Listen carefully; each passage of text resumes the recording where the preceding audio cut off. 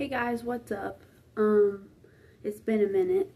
So I'm coming back with another ear stretching video, and today I'm going to be stretching from a 4 gauge to a 2 gauge.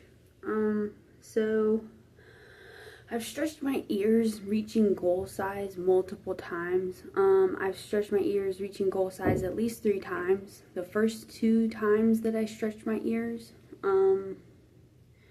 well, let me say, the first 2 times that I stretched my ears reaching goal size was a 00, and then I took them out, and then I let them heal, and then I stretched all the way back up to a 00 again.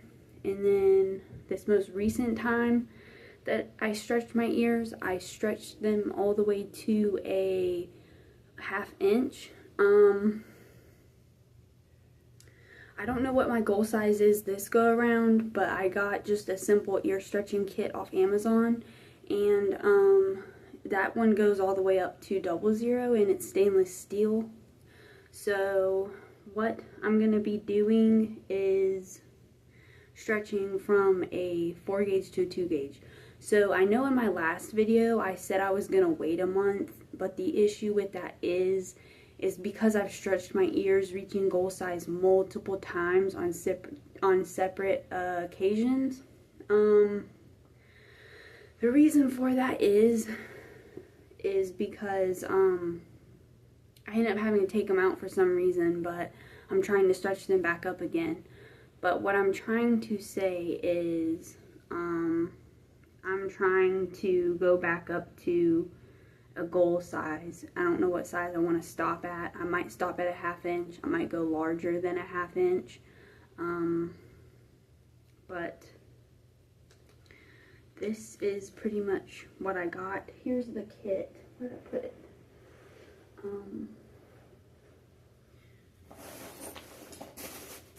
This is the kit that I got off Amazon. This is the brand, and it goes all the way up to a 00, so I'm just going to be using that. And then I have this to put on my ears while I'm stretching. This is just Dermasil. I got it from the dollar store. It's pretty cheap. And it's just dry treatment body lotion. It's unscented, so I use it for my tattoos as well. So also, I did want to mention, I know I do this like all the time, but I wanted to mention my tapestries. I don't know if you can see them, but that big tapestry I got from some sort of spiritual shop that's in the mall. It's at the Avenues Mall in Jacksonville, because that's where I'm at. But that's where this tapestry came from. It was on sale for like $30. And this purple tapestry over here, excuse me, I got that from Midnight Sun. I don't remember how much it cost though, but I got that a long time ago. I don't know if you can really see it too good, but it's a purple tapestry.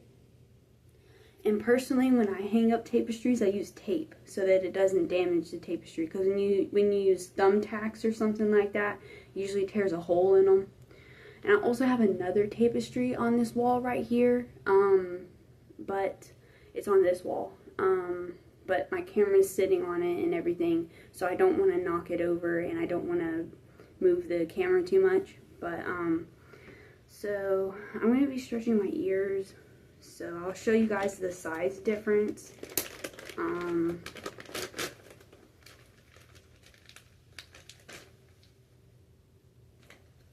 So let's see here.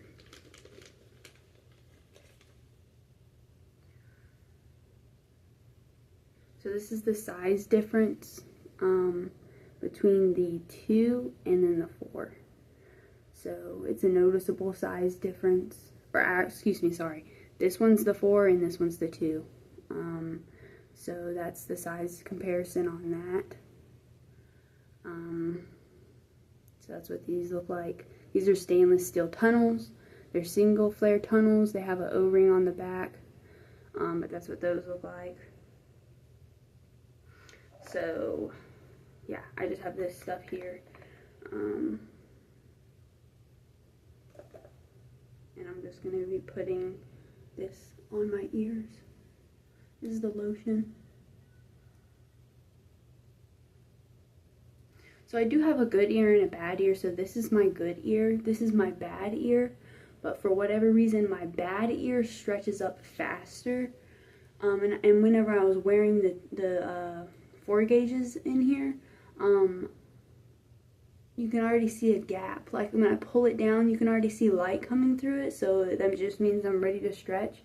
This one has a little bit of a gap, but it's not as noticeable. But this is what they look like without anything in them. I don't have blowouts or nothing. So that's what these look like. That's what they look like. And so I'm just gonna be, this is the 4 gauge. Excuse me, I keep getting confused in this video. I don't know. This is the 2 gauge. So going from a 4 to a 2. Oop, slid in pretty easy.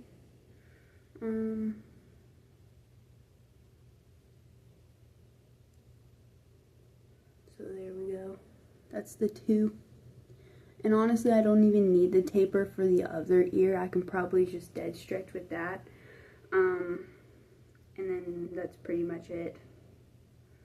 But yeah. So this is the O-ring. I'm going to put the O-ring on the back here.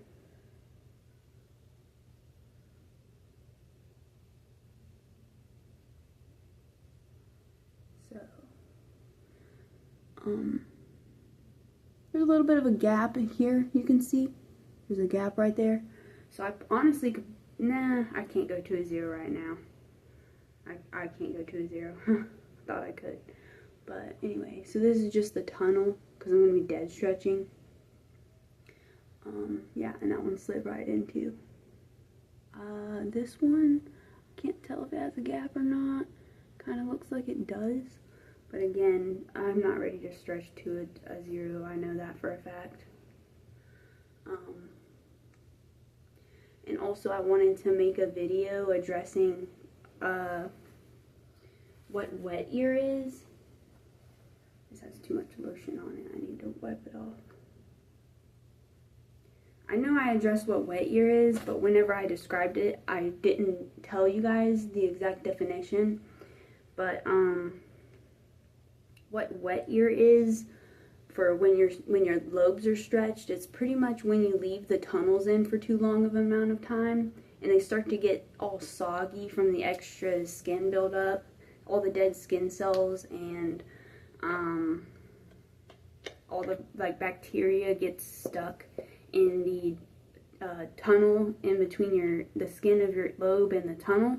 And so what happens is it causes like a soggy spot where the tissue can start to get just real. It's similar to wet rot, but it's not as bad. It's honestly the start of wet rot. So the best way to avoid that is to just take out your jewelry every day and clean it.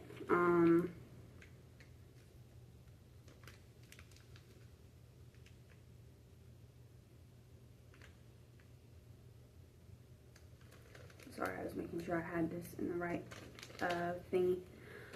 So basically the best way to avoid wet ear is to take out your piercings, not your piercings, but take out your jewelry every day and clean them. Wet ear can also have a sort of like clearish crust to it, so, or it can just be wet and moist. So pretty much whenever you have wet ear, you're going to want to make sure you clean them. And the issue with wet ear is you're going to have to take them out until your ears heal up all the way and then re-stretch them back up.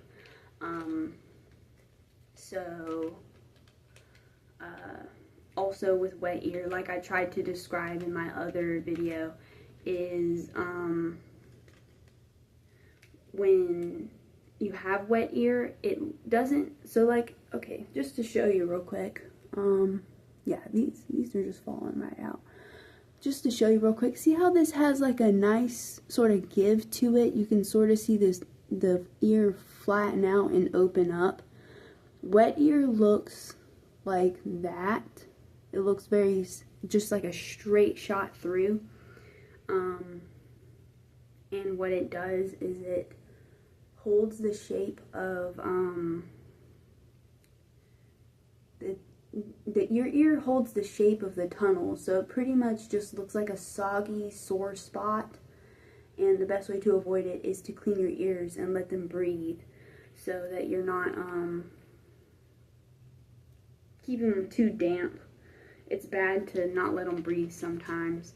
But that's what I was going to go over in this video. And I'm thinking about making another video in a minute in the same day. And what I want to do is go over all of the, like, issues that stretched ears can have, just to sort of, let you guys know what kind of issues you may run into when you have stretched ears. I know a lot of people know about, like, the smell and stuff like that, but, there's other issues that come with having stretched ears sometimes. That's usually whenever you neglect them or whenever you don't treat them right. So whenever that happens, that's when you can run into issues and have, like, health concerns and whatnot, just by not taking care of them properly. So that's probably the video I'll make next. I don't know when I'll make that video. I might make it tonight. I might make it another time, like in a week or so. But that's pretty much it. That's all I got for this video. These are what the ears look like with the twos in. But yeah, that's pretty much it. If you like this video, maybe check out some of the other ones. I have, whatchamacallit, I also have a video on my channel, like 2 videos back, where I got the tops of my feet tattooed. I got a sun and the moon on my feet, so you guys can check that out too. But anyway, that's all I got for this video. See you guys in the next one. Thanks, bye.